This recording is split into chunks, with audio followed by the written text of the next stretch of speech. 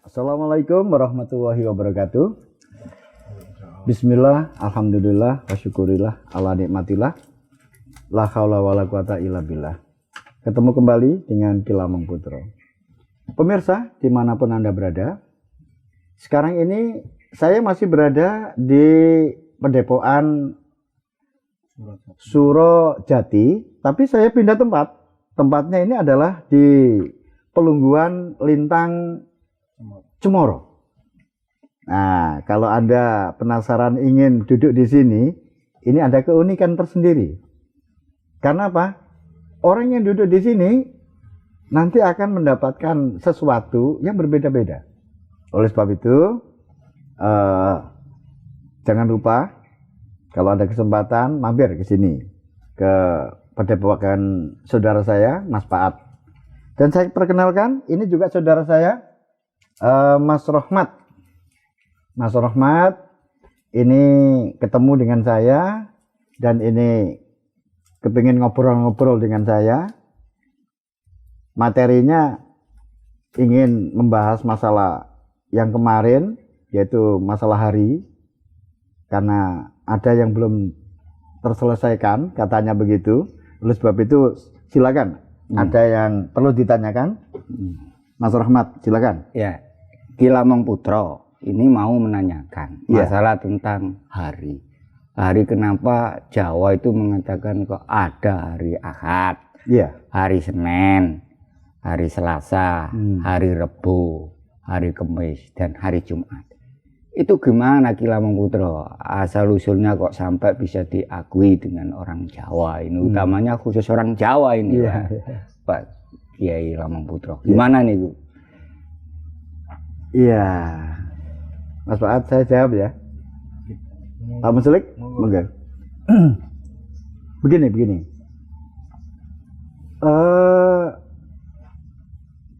Memang di Jawa itu kan kemarin saya sudah menjelaskan bahwa ada hitungan lengkap loh di Jawa itu. Ada Poncoworo yang kemarin saya jelaskan tentang Legi, Paing Pon, Wage, Kliwon. Kemudian ada Saptoworo, yaitu yang disebut dengan dimulai dari Radite, kemudian Somo, Anggoro, Budo, Respati, Sukro, sampai Canis Soro. Jadi itu adalah miliknya orang Jawa. Nah, kemudian orang Jawa itu kan sangat terbuka. Jadi budaya dari manapun itu bisa ditampung di Jawa. Nah, akhirnya ada hitungan yang secara umum. Nah, siapa yang memberikan nama misalnya Ahad, kemudian Senin, Selasa, Rebu, Kamis, Jumat, Sabtu. Itu adalah dari Timur Tengah. Siapa yang pertama kali ini yang memberikan nama ini? Nabi Daud. Yaitu ada di dalam kitab Taurat. Itu ada disebutkan bahwa di situ adalah hari Isnin. Jadi hari Ahad. Kemudian yang kedua ada Isnin. Kemudian hari Salasa, hari Arba, kemudian hari Komsa. Kemudian sampai dengan Jumat, kemudian Sabat. Nah, itu adalah dari Nabi Daud. Nah, kemudian dari nama-nama itu, kemudian menjadi agak berbeda sedikit. Ahad berubah menjadi Minggu. Kemudian Senin masih tetap Senin, ya kan? Kemudian Salasa menjadi Seloso atau Selasa. Kemudian Arba menjadi Rebo. Komsa menjadi Kamis, ya kan? Kemudian Jumat, kemudian Sabat menjadi Sabtu. Nah, akhirnya jadilah Ahad, kemudian Senin, Selasa, Rebo, Kamis, Jumat, Sabtu. Nah, mula-mula Ahad, kok bisa Minggu? Nah, ini pada zaman Belanda. Jadi ada tuan yang namanya Tuan Mengho. Tuan Mengho itu seorang pengusaha kaya pada zaman Belanda di Batavia. Kemudian kalau pada hari Ahad itu semuanya diliburkan. Pekerja-pekerja itu libur semua. Nah, oleh sebab itu, para pekerja itu menyebut bahwa ini harinya adalah hari Minggu. Jadi Minggu itu adalah bosnya pengusaha tadi itu. Akhirnya sampai sekarang kacau menjadi hari Minggu. Nah, itu. Kemudian perkembangan berikutnya, Gamat, dari dunia Arab sana itu, yang mulai dari Ahad sampai dengan Sabat tadi itu, akhirnya menjadi Minggu sampai dengan Sabtu tadi itu. Kemudian di Jawa ini ada perubahan. Kapan itu? Pada zaman Kerajaan Demak. Nih, Kerajaan Demak ini kan sudah memproklamirkan diri sebagai negara Islam. Ya kan? Karena memproklamirkan menjadi negara Islam, akhirnya ingin sebetulnya para penguasa pada waktu itu merubah supaya nama-namanya itu Islami. Nama-nama itu Islami. Yang tadi harinya itu diambilkan dari dunia barat, akhirnya mulai dari Januari, Februari, Maret, April, Mei, Juni, Juli, Agustus, September, Oktober, November, sampai Desember, ini menggunakan dunia barat. Sedangkan yang harinya itu tadi dari dunia Arab. Nah, sedangkan pada waktu itu di Jawa itu juga sudah terpengaruh Islam. Karena Kerajaan Demak sudah memproklamirkan menjadi negara Islam. Akhirnya hari-harinya dirubah. Dari Radite menjadi hari Isnin, hari Ahad. Kemudian Somo menjadi hari Senin. Kemudian Anggoro menjadi hari Selasa. Kemudian Budo menjadi hari Rabu. Kemudian Kamis, ya, ini Respati menjadi Kamis. Kemudian Sukro menjadi hari Jumat. Kemudian Saniscoro menjadi hari Sabtu. Nah, akhirnya hitungan Jawa ini pelan-pelan hilang. Kemudian pasarannya masih tetap. Nah, kemudian bulannya juga dirubah. Akhirnya menggunakan bahasa Arab, yaitu yang pertama adalah bulan Asyura. Setelah Asyura adalah Sofar. Menggunakan Sofar. Kemudian setelah Sofar, Rabiul Awal, Rabiul Akhir, Jumadil Awal, Jumadil Akhir, kemudian Rojab, setelah Rojab Sa'ban, setelah Sa'ban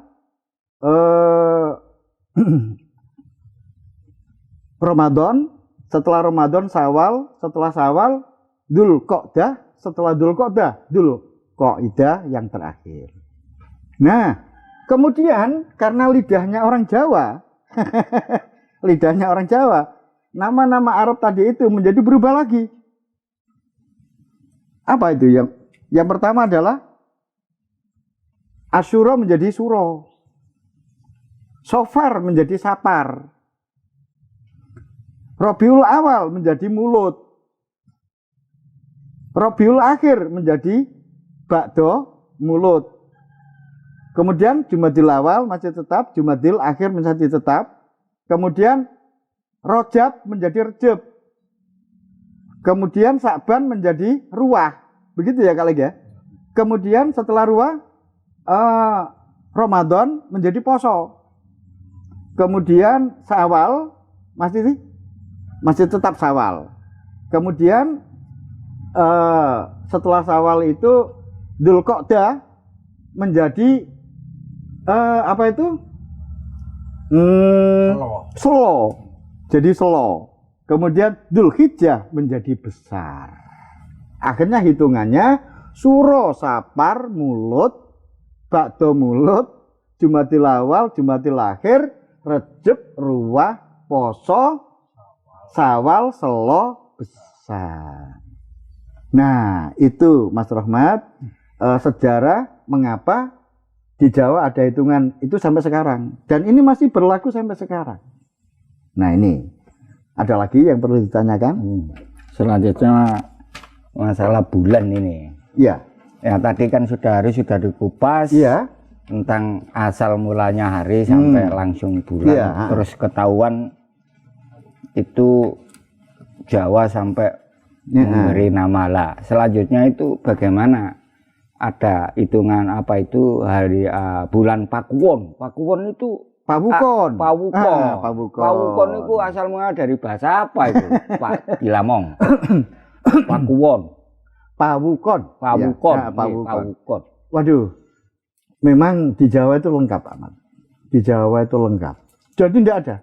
Selain di Jawa tidak ada Pawukon itu. Termasuk tadi yang ditanyakan oleh Pak Muslik kemarin, di lain tempat tidak ada yang namanya pasaran itu tidak ada. Hari pasaran tidak ada.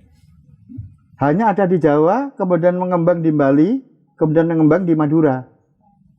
Termasuk Pawukon. Pawukon ini adanya cuma di Jawa. Kemudian di Bali, juga di Madura. Dan yang paling kental ini di Jawa Tengah. Nah, ini. Apa itu Pawukon? Jadi Pawukon itu sebetulnya adalah hitung 7 harian. Jadi kalau ada menghitung mulai dari Ahad, Senin, kemudian Selasa, Rebu, Kamis, Jumat, Sabtu, Minggu, itu namanya satu Pawukon. Jadi satu wuku. Jadi satu wuku itu isinya adalah 7 hari. Nah, kemudian jumlahnya wuku itu ada 30. Jadi jumlahnya wuku itu ada 30. Nah, berarti kalau pendak wukon atau pendak seluruh wuku ini berarti 7 dikalikan 30 berarti 210 hari. Itu namanya genap pendak satu wuku. Oh, itu. Nah, gunanya apa? Wah, ini nanti panjang kalau gunanya. Banyak gunanya. Gunanya adalah untuk mengetahui karakter-karakter tentang jati diri manusia ketika dilahirkan pada bulan itu, pada wuku itu. Kemudian karakter-karakter tentang orang bekerja, baik itu di sawah, berdagang, atau menjadi seorang pejabat. Itu kalau pas pada wuku apa dia itu memiliki karakter yang berbeda. Tapi itu nanti kita jelaskan di lain kali saja. Tapi bagaimana sejarahnya? Kok ada Pawukon ini? Ya kan gitu ya? Iya, gitu. Nah, ini panjang amat ceritanya. Kan gini. Kemarin saya menceritakan bahwa ketika Prabu yang ada di kerajaan Giling Wesi, itu namanya Prabu Budawaka, ya kan? Nah, ini berganti. Prabu Budawaka ini akhirnya lengser ke Prabon, kemudian diganti oleh raja baru namanya Watugunung. Prabu Watugunung. Nah, Prabu Watugunung ini memiliki 2 istri. Istri yang pertama itu namanya Sinto. Nah, istri yang kedua namanya Landep. Anehnya, istri yang pertama itu memiliki anak banyaknya 27. 27 anak. Anehnya lagi, 27 anak itu semuanya laki-laki. Nah, sedangkan Landep itu kebalikannya. Majer tidak punya anak.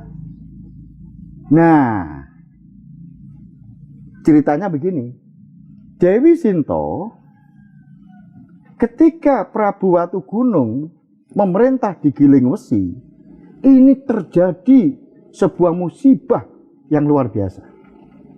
Digambarkan bahwa yang namanya musibah pada waktu itu, gunung meletus itu sampai 7 hari, 7 malam. Lindu gede itu sampai 7 hari 7 malam. Banjir, bandang, hujan itu luar biasa pada waktu itu. Nah, akhirnya Prabu Watugunung ini berpikir, ini apa yang salah? Ini apa yang salah? Dicari. Pasti ada yang salah. Nah, akhirnya ketika dia mikir-mikir, ini dia tertidur layak-layak. Tertidur layak-layak sampai dia tidur beneran. Kemudian karena tahu suaminya itu tidur layak-layak, akhirnya istrinya itu datang membawa bantal. Karena tahu kalau suaminya itu tadi tidur tidak pakai bantal. Dikasih bantal. Kepalanya diangkat, kemudian dikasih bantal. Dewi Sinto baru tahu kalau suaminya itu kepalanya itu pedal. Dalam bahasa Jawanya adalah getek. Nah, getek itu tadi atau pedal tadi itu pasti kan ada sebabnya. Nah, apalagi agak besar sehingga tidak bisa ditumbuhi rambut. Gitu. Kemudian Dewi Sinto menunggui suaminya tadi itu, terus bangun suaminya. Setelah itu tanya, Kang Mas, kalau saya boleh tanya, bagaimana ceritanya kok kepalanya Kang Mas itu ada geteknya yang agak besar gitu. Akhirnya Prabu Watu Gunung bercerita. Bercerita bagaimana? Permaisuri, ini sebetulnya cerita lama pada waktu kecil saya. Saya dulu tuh punya ibu. Nah, kecil saya itu bandel. Ketika itu saya lapar. Ibu saya yang ada di dapur itu sedang masak. Nah, tiba-tiba saya tuh nangis, minta supaya di istilah Jawanya diculik no sego teko dangdangan iki mau. Guder nangis, akhirnya ibu saya ngasih nasi. Setelah itu saya ditutup dengan entong. Mungkin refleks ya. Nggak tahu. Kepala saya itu akhirnya berdarah. Tapi nasi ada di tangan saya. Begitu darah ini mengalir, saya nangis. Langsung keluar rumah sambil membawa nasi. Nah, ibu saya ngejar. Ngejar itu pengertian saya pada waktu itu saya takut. Saya malah lari kencang. Takut kalau dipukul lagi. Enggak tahunya ibu saya itu tadi mungkin saja tidak begitu. Mungkin saja kasihan anaknya yang berdarah tadi itu lari-lari seperti itu. Nah, akhirnya tidak pulang. Saya tidak pulang. Saya takut sama ibu saya. Nah, akhirnya saya itu tidak sadar diri saya ada di sebuah gua. Kemudian saya dirawat oleh seorang begawan. Sehingga saya belajar di begawan itu, sehingga katanya orang saya ini sakti Mandraguna. Dan saya akhirnya bisa menguasai kerajaan, yaitu kerajaan Giling Wesi, menggantikan Prabu Budawoko. Itu. Kemudian saya ketemu dengan kamu kan pada waktu itu. Kemudian kita menikah. Kemudian sampai kita punya anak 27. Kemudian saya menikah lagi dengan itu juga saranmu kan. Saya disuruh menikah lagi. Saya dapat landep. Itu juga karena saranmu. Pemirsa, di dalam hati Sinta, loh, ini kok persis ceritanya anak saya dulu. Anak saya dulu itu kan saya tutup entong, kemudian lari sambil membawa makanan. Loh, jangan-jangan suami saya ini anak saya sendiri. Kemudian melihat ciri-ciri yang lain, itu persis dengan anaknya. Anda bisa bayangkan itu. Seorang ibu mengawini anaknya sendiri sampai punya anak 27. Ini. Akhirnya Sinto merasa bersalah. Ini yang mengakibatkan terjadinya bencana seperti ini. Akhirnya Dewi Sinto berpikir, waduh, saya harus menghentikan ini. Kalau ini tidak saya hentikan, pasti bencana ini akan terus berlangsung. Karena apa? Saya ibunya, dia anak saya. Tapi dia tidak tahu kalau saya ibunya. Akhirnya apa yang terjadi, pemirsa? Diam-diam Sinta itu mencari cara.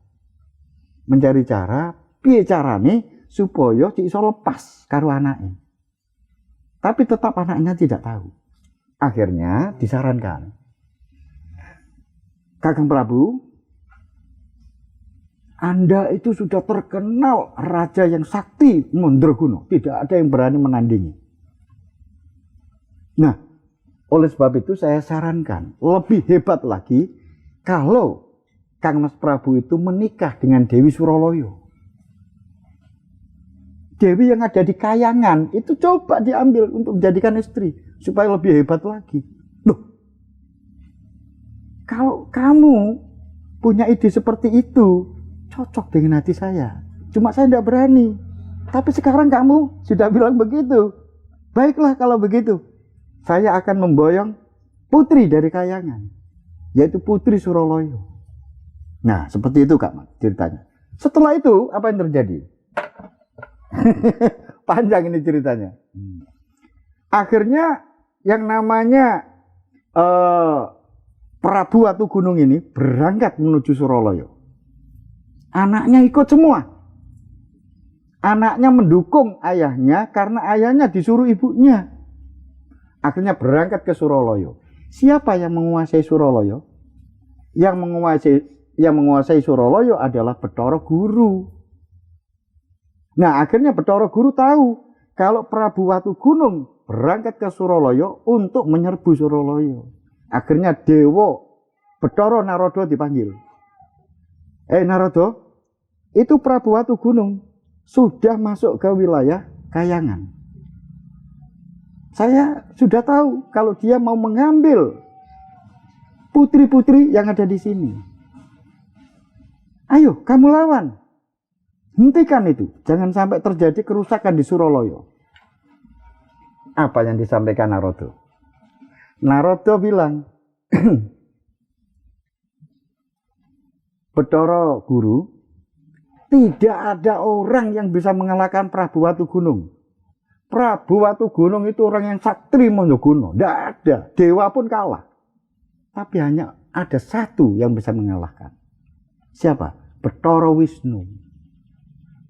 Tapi sayang, Bathara Wisnu sekarang ini itu sedang bertapa di Ringin Pitu. Tak bisa diganggu. Nah, gini aja. Sekarang kamu berangkat ke Ringin Pitu, temui Bathara Wisnu. Ini adalah, sampaikan bahwa ini adalah perintah dari Bathara Guru. Kalau dia tidak mau, saya yang akan menghukum. Begitu kan ceritanya. Akhirnya apa yang terjadi? Bathara Narada datang ke Padepokan Ringin Pitu. Benar, ternyata di sana yang namanya Bathara Wisnu sedang bertapa. Dibangunkan oleh Bathara Narada, diberitahukan, diperintahkan oleh Bathara Guru supaya menghadapi Prabu Watugunung. Nah, setelah itu Bathara Wisnu menyanggupi, inggih kula saguh menghadapi Prabu Watugunung, ning kula pamit rumiyin kalian bojo kula. Akhirnya dia pulang. Pulang menemui istrinya, memberitahukan bahwa ada tugas dari Bathara Guru untuk melawan yang namanya Prabu Watugunung. Istrinya merelakan pertempuran itu akan berlangsung, tapi anaknya kecil terdengar namanya Srigati. Srigati itu laki-laki. Mendengar ayahnya mau berangkat ke Suraloyo, Srigati anaknya tadi ikut. Romo, aku ikut. Akhirnya diberitahu, anakku, Romo ini bukan berangkat tamasa, bukan ngelencer, tapi Romo ini perang. Kamu di rumah saja. Srigati diam. Akhirnya Bathara Wisnu menuju ke Ringin Pitu menemui Dewa Narada yang sedang menunggu. Sudah, akhirnya mau berangkat, tiba-tiba Srigati datang. Duh, itu siapa? Duh, anakku kok nyusul ke sini? Katanya Wisnu. Anakku, kamu jangan ikut, nak. Ayah sama Dewa Bathara Narada mau ke Suralaya. Kamu di sini aja, pulang aja ya. Tidak menjawab. Akhirnya Dewa Narada dan Wisnu menuju Suralaya menghadap Bathara Guru. Bathara Guru akhirnya melakukan perjanjian dengan Bathara Wisnu, disuruh mengalahkan Prabu Watugunung, sudah siap. Tapi nanti kalau kamu siap, kamu akan saya turunkan dan akan saya jadikan raja di Pulau Jawa. Sudah. Ada laporan dari Punggawa Suralaya bahwa Prabu Watugunung sudah ngamuk di depan istana. Akhirnya segera disuruh memerintahkan Bathara Wisnu untuk menghadapi. Tiba-tiba Srigati datang. Anaknya Bathara Wisnu datang, kemudian Bathara Guru tanya, siapa itu? Waduh, niku putra kula. Nah kok elok? Di sini kan tidak boleh ada anak kecil. Wes, tangkap saja anak kecil itu. Kebetulan dijadikan tumbal di Suralaya. Pemirsa, Anda bisa membayangkan ada anak, bapaknya di situ, kemudian anaknya mau dibuat tumbal. Ya otomatis orang tuanya kan tidak boleh kan. Akhirnya kalau anak saya tidak dibebaskan, saya tidak mau berperang melawan Watugunung. Silakan. Justru nanti saya akan membantu Watugunung untuk menghancurkan Suralaya ini. Karena anak saya mau dibuat tumbal. Akhirnya Bathara Guru ngalah, dibebaskan anaknya. Kemudian Prabu Watugunung berhadapan dengan Dewa Wisnu atau Bathara Wisnu sampai 7 hari 7 malam, sampai 1 bulan tidak ada yang kalah. Sebab apa? Sama-sama saktinya. Akhirnya Prabu Watugunung membuat perjanjian. Gini aja, kalau kita lanjutkan perang ini tidak ada yang selesai. Kalau kamu bisa menebak tebakan saya, maka saya akan mengalah. Saya tidak menyerah ke kamu. Nah akhirnya tebakan itu bisa ditebak. Adakah yang melahirkan Diki? Diki apakah melahirkan Daka? Itu pertanyaannya. Siapa sih yang jawab? Ini Kak Dewa Wisnu. Akhirnya Dewa Wisnu mengatakan, Adiki bisa berbuah adakah? Itu adalah buah semangka. Adakah bisa berbuah adiki? Itu namanya pohon beringin. Akhirnya yang namanya siapa itu Prabu Watugunung terdiam karena sudah merasa kalah, langsung ditebas dengan trisula kepalanya, putus dan akhirnya mati. Dan 27 anaknya masih tetap di situ menyerah. Nah, setelah di Jawa ini terjadi Watugunung sudah mati, akhirnya di Jawa pada waktu itu di Giling Wesi rajanya diganti, yaitu Bathara Guru menurunkan raja baru namanya Maharaja Sri Maharaja Prabu Bromo. Ya, Bromo. Nah, ketika itu ada seorang sarjana yang luar biasa, yaitu Prabu Bramono Rojo. Ini yang diturunkan Bathara Guru untuk menggantikan Prabu Watugunung tadi itu. Kemudian ada seorang resi yang namanya Resi Panyarikan. Ini yang membuat Tawukon. Yang isi-isinya 30 tadi itu diambilkan dari Sinto, Landep, kemudian Wukir, dan seterusnya sampai 30 Watugunung. Nah, itu dibuat hitungan Wukon, yaitu namanya adalah Resi Panyarika.